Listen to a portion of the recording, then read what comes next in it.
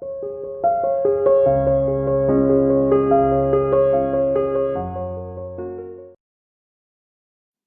back for another episode of Keeping It Simple with Prashant Rajore. We are waiting for Dhruv to arrive any moment, and till that time, we'll discuss some nitty gritties, some tidbits, not nitty gritties, but tidbits. Um, there's a place near Jaipur which is called Bhangar. And if you're from Jaipur, you know it is the spookiest town in India. Mm, I don't know much about the history, but I had happened to visit that place called Bhangar. It's about 70 80 kilometers from Jaipur, and there was a king, there was a queen, and there was a tantric involved, and a lot of tantra. And as a result of tantra going wrong, that town became very spooky. Mm. The people who were living in the town were asked to leave the town overnight, and what remains now is just dilapidated structures. The palace is dilapidated, all the structures are dilapidated, and even now, beyond a certain point, there is a Hanuman temple at the entrance of uh, the Bhangar fort, and beyond that, after sunset, nobody is allowed to go there. And only next day morning people are allowed to go, and it seems like people say, people report that people report that people are not able to survive the night in Bhangar. There was a marriage procession which went there, and next morning they found all of them dead. So it's very spooky. If you happen to go be near Jaipur, you should put it on your travel list. The place is Bhangar, and they claim that it is the spookiest town in India. Nobody stays there. It's a dilapidated, deserted town right now, but it is one of the spookiest places which I have heard about. Okay, so Dhruv is here. Welcome, Dhruv. How are you? Jagadevi, I'm good. How are you? I'm good. I'm good. How are you doing? I'm good, Vijay. Thank you. So, are you ready with new set of questions for this week? Yes, absolutely. Can I Mm. start? Yeah, we can start. We can start. Okay. Vijay, the first question is, India is one of the biggest target of religious conversion. What hasn't what hasn't Guruji or Art of Living ever launched a movement against it? Guruji always avoids talking about the topic of conversion.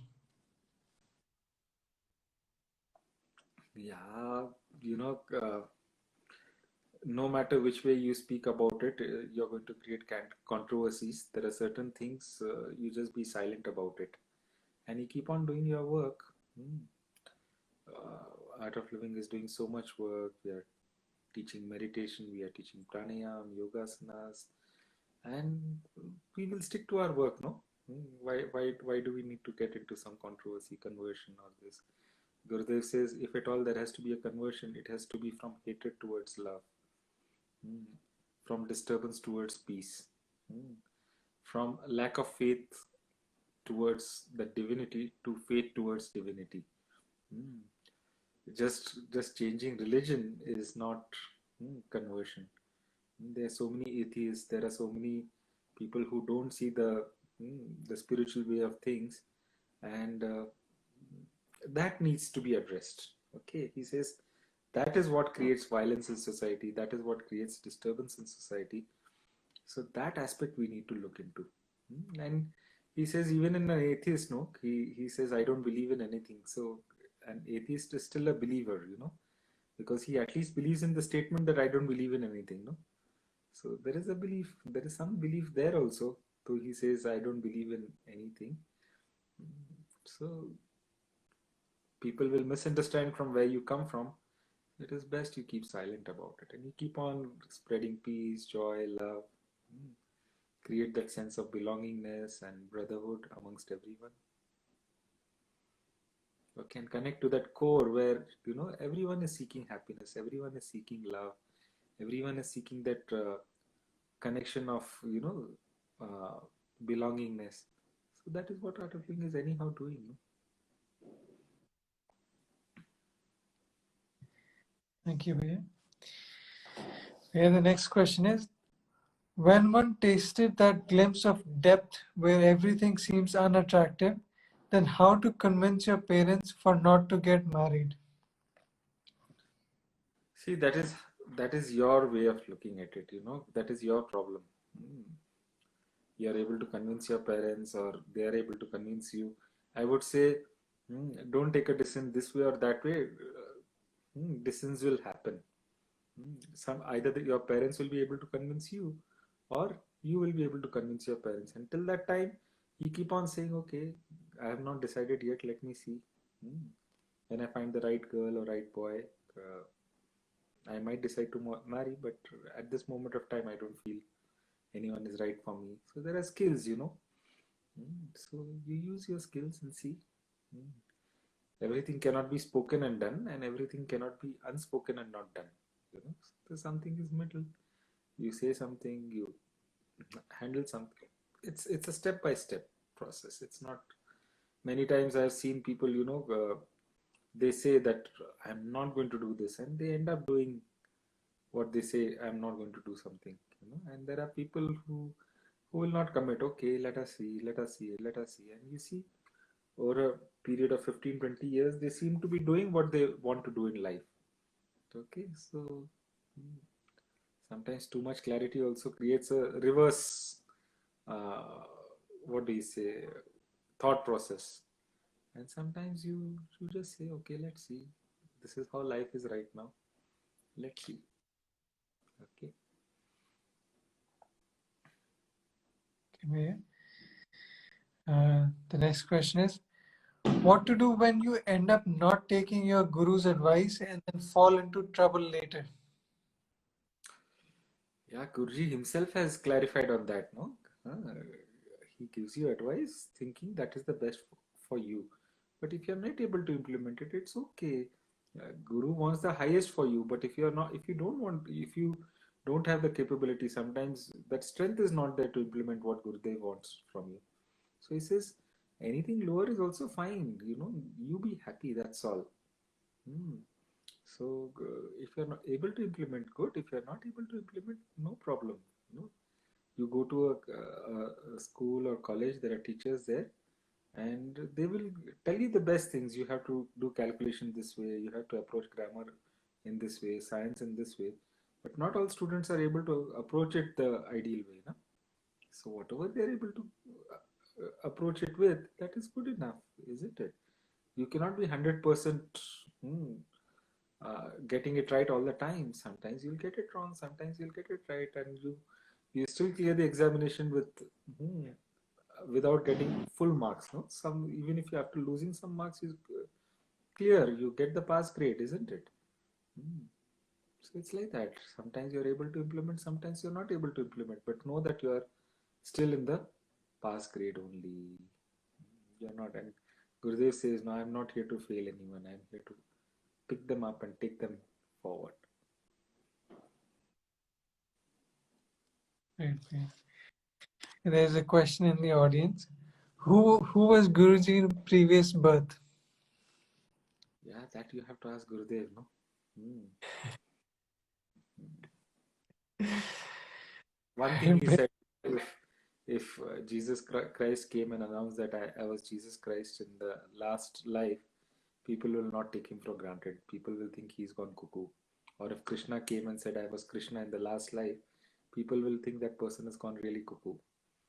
So they are not going to claim who they were in the, or say, not claim, even say who they were. Now you guess, you think who he is, and you connect with him at that level. Gurudev says, "Ek mein sabko dekho, sab mein ek ko dekho." So it doesn't matter. It's the same divinity, whether you identify with him in the past life or not. At least identify with him in the present lifetime. No, that is more important. Okay. There's another question in the audience. It's like, how does Sankalpa actually work? Yeah, it sometimes works. It sometimes doesn't work. You know, Sankalpa in a puja. How does it work? Now, you know, if there is a cricket match happening, everyone can see the cricket match, isn't it? But there are some people who sponsor some things. There are some people who are the main sponsors. The higher the sponsor you are, the more facilities you get to see the same cricket match, no? Hmm.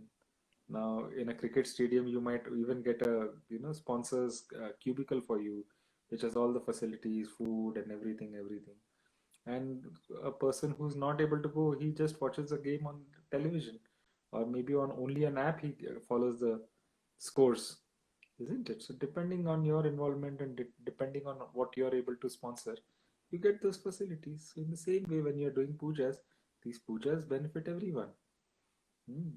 But the people who sponsor, who contribute for the puja, hmm, they get that little special feeling or special place. Though the pujas are happening for everyone, and then their wishes also get fulfilled. Okay. So Krishna said, in the Gita, Krishna Bhagavan said that, you know, you give the gods their food and everything, and then they will give you your food and water. Hmm. So, what are the food for the gods?